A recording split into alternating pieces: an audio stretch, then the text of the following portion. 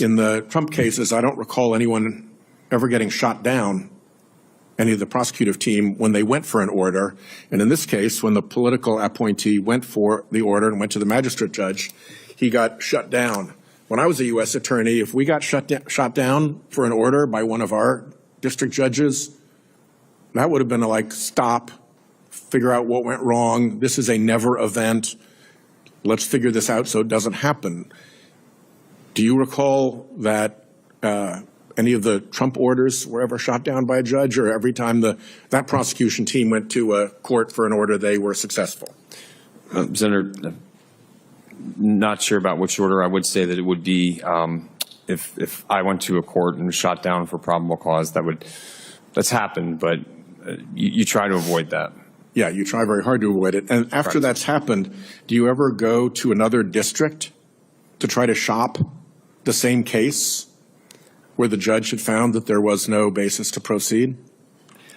It's never come up in my career, Senator. If I did, I would certainly tell the next judge that the last one found no probable cause, and that probably would not bode well. Whitehouse is doing a brilliant job here, because to anyone who legitimately cares about the rule of law and putting reason before partisan loyalty, it's becoming clearer and clearer that the Trump administration is willing to go to any lengths to achieve their policy goals and ambitions, playing a dangerous game of chicken with judges and attorneys, and effectively daring our country's legal system to challenge their authority, justified or not. I don't believe in the Trump cases any prosecutor ever made public statements outside of the pleadings about the culpability or wrong of the subject of the investigation.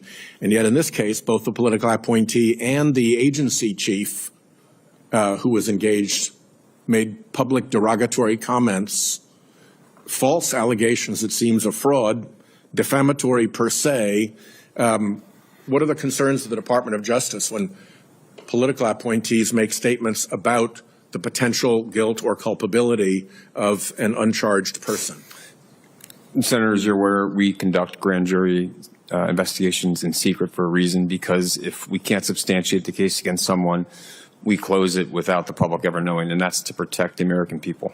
And in this matter, the last thing that happened was that the agency had been going forward with its own case under the president's executive order, shifted to the fraud argument to try to improve its argument before the federal judge, not a magistrate judge, the U.S. District Court judge. And the U.S. District Court judge said, guys, there's no evidence here. You've shown me no evidence to support this claim that there's fraud or misconduct here. And yet they continue. And I can pretty well bet that in none of the so-called weaponized Trump cases was there a moment when a federal judge said, there is no evidence here, and yet the department continued it. So I guess the conclusion I draw from this is that there is fake weaponization, which is what you say when you're following somebody who has serious criminal liability, has been indicted, has been convicted, and you want to make all that go away with a narrative about, oh, that's just weaponization. And then you put your people in power, and what happens? The actual weaponization begins.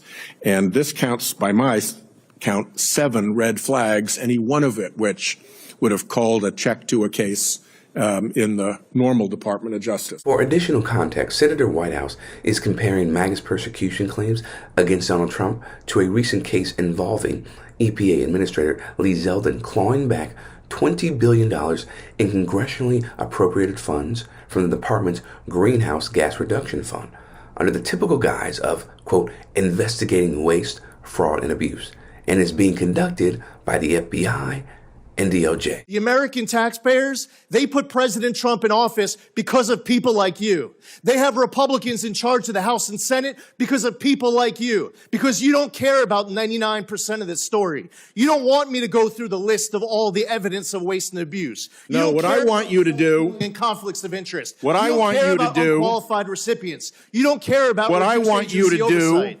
is explain why the Department of Justice lawyers representing EPA in court under a duty of candor have said that everything you've just said isn't true. That's what I want. On May 16th, DOJ career lawyers who are under an obligation of candor to the tribunal upon which their right to practice law depends filed a pleading in federal court that conceded that you had not done individualized grant-by-grant reviews.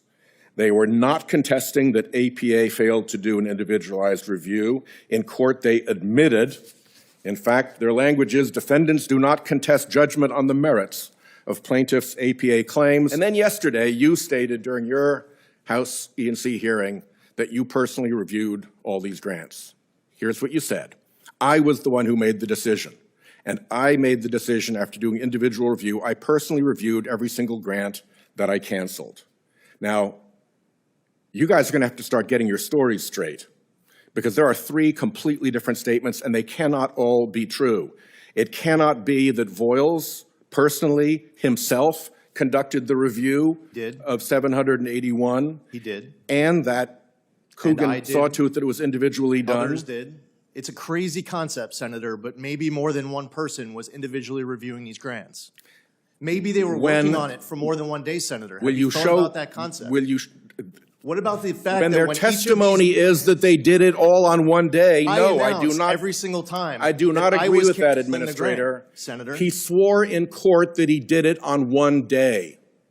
So you can't now come in and say that that's false. You make a decision on a day after you work on it, busting your ass for a while to get all of your ducks lined up. That's not what he said. To do all the research, to ask questions, to make sure you're making responsible decisions. None of that is what he said. Because you're not worried that there's going to be some ranking member to None of that is what he said. Who doesn't care about the facts. None of that is what he said. I'm using the facts as your employees I stated conducted an them. individual review of everything, and that concept doesn't work for you.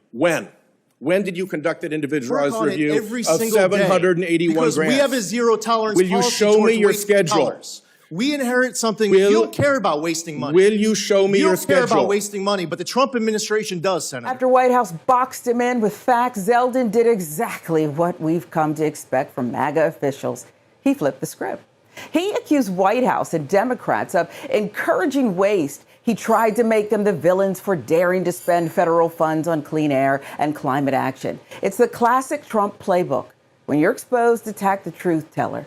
And in today's political climate, truth is a liability for people like Zeldin. Will you show me your schedule to prove your assertion that you did individualized review of 781? I'm under oath telling you that I was reviewing this stuff and working on it almost every single day. And the problem because with when I was before this committee, I was asked by Senator Ricketts, if confirmed, would I immediately make this a top priority to go through all the grant funding going through EPA, to make sure that we were cracking down on every waste, every aspect of abuse. Because I have to come back here in front of Senator Ricketts today. And even though you don't care about wasting tax dollars, Senator Ricketts does. And the problem, I'm going to do my job because the American public cares about us not wasting tax dollars. And the problem with your assertion here today is that it is belied by your own employees' sworn statements in court and by the decision of the Department of Justice to admit that what you say isn't true. You're not grasping the fact that we would have multiple employees looking at these grants.